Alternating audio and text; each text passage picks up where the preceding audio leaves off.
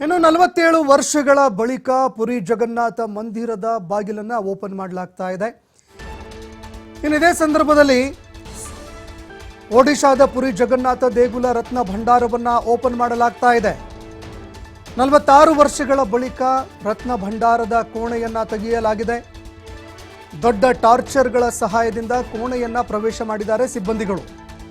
ಇನ್ನು ಕತ್ಲೆ ಇರೋದ್ರಿಂದಾಗಿ ದೊಡ್ಡ ಟಾರ್ಚರ್ಗಳನ್ನು ಬಳಕೆ ಮಾಡಿದ್ದಾರೆ. RPF ಸಿಬ್ಬಂದಿಗಳನ್ನು ಕೂಡ ಸ್ಥಳದಲ್ಲಿ ನಿಯೋಜನೆ ಮಾಡಲಾಗಿದೆ. ಸಶಸ್ತ್ರ ಪಡೆ ಕೂಡ ಇದೆ. ಸ್ಥಳದಲ್ಲೇ ಉರಗ ತಜ್ಞರು ಕೂಡ ಬೀಡುಬಿಟ್ಟಿದ್ದಾರೆ. ಭಂಡಾರದ ಕೋಣೆಯೊಳಗೆ 6 ಪೆಟ್ಟಿಗೆಗಳನ್ನು ಸಿಬ್ಬಂದಿಗಳು ಕೊಂಡೊಯ್ದಿದ್ದಾರೆ. ಅತ್ಯಮೂಲ್ಯ ವಸ್ತುಗಳು ಕಂಡು ಬಂದಿದ್ದೇ ಆದರೆ ಅವುಗಳನ್ನು ಸಾಗಾಟ ಮಾಡೋದಕ್ಕೆ ಅಂತ ತಯಾರಿ ಕೂಡ ಮಾಡಿಕೊಳ್ಳಲಾಗಿದೆ. ಮರ ಹಾಗೂ ಕಬ್ಬಿಣಗಳಿಂದ ತಯಾರಿಸಿರುವಂತಹ ದೊಡ್ಡ ಬಾಕ್ಸ್ಗಳನ್ನು ಡಬ್ಬಿಗಳನ್ನು ಇದೀಗ ಹೊರಗಡೆ ತೆಗೆಯಲಾಗ್ತಾ ಇದೆ. ಅದೇ ರೀತಿಯಾಗಿ ಯಾವುದಾದ್ರೊಂದು ಅತ್ಯಮೂಲ್ಯ ಬೆಲೆ ಬಾಳುವಂತಹ ವಸ್ತುಗಳು ಇದ್ದಿದ್ದೇ ಆದರೆ ಅವುಗಳನ್ನು ಸಾಗಾಟ ಮಾಡೋದಕ್ಕೂ ಕೂಡ ತುರ್ತಾಗಿ ಸಾಗಾಟ ಮಾಡೋದಕ್ಕೂ ಕೂಡ ಎಲ್ಲ ರೀತಿಯಾದಂತಹ ತಯಾರಿಗಳನ್ನು ಮಾಡಿಕೊಳ್ಳಲಾಗ್ತಾ ಇದೆ.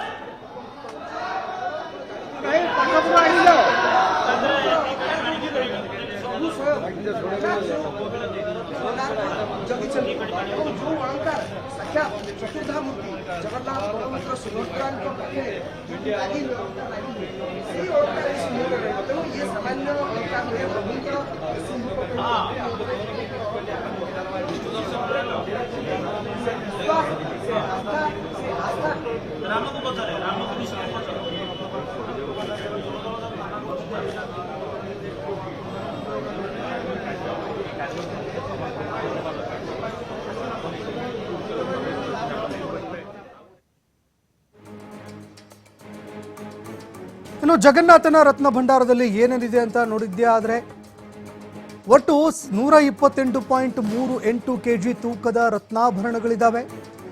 ಇನ್ನು ಅದೇ ರೀತಿಯಾಗಿ ಚಿನ್ನಾಭರಣಗಳು ಕೂಡ ಇದ್ದಾವೆ. 454 ಚಿನ್ನದ ವಸ್ತುಗಳು, ಒಟ್ಟು 221.53 kg ತೂಕದ್ದು. ಇನ್ನು 293 kgಯಷ್ಟು 22,000ಕ್ಕೂ ಹೆಚ್ಚು ಬೆಳ್ಳಿಯ ವಸ್ತುಗಳಿದ್ದಾವೆ.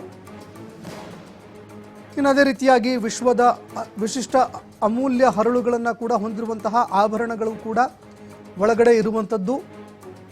ರತ್ನ ಭಂಡಾರ ಕೊಠಡಿಯಲ್ಲಿ ರಾಜರ ಕಿರೀಟಗಳು ಕೂಡ ಇದೆ ಅನ್ನುವಂತಹ ಮಾಹಿತಿಗಳು ಕೂಡ ಲಭ್ಯವಾಗ್ತಾ ಇದೆ. ಇನ್ನು ರತ್ನ ಭಂಡಾರದ ಕೊಠಡಿಗೆ ಸರ್ಪಗಳನ್ನು ರಕ್ಷಣೆಗೆ ಇಡಲಾಗಿತ್ತು, ಕಾವಲಿಗಾಗಿ ಇಡಲಾಗಿತ್ತು ಅನ್ನುವಂತಹ ಮಾತುಗಳು ಕೇಳಿಬರ್ತಾ ಇತ್ತು. ಇದೇ ಕಾರಣಕ್ಕಾಗಿ ಉರಗ ತಜ್ಞರನ್ನ ಕೂಡ ಸ್ಥಳಕ್ಕೆ ಕರೆಸಲಾಗಿದೆ.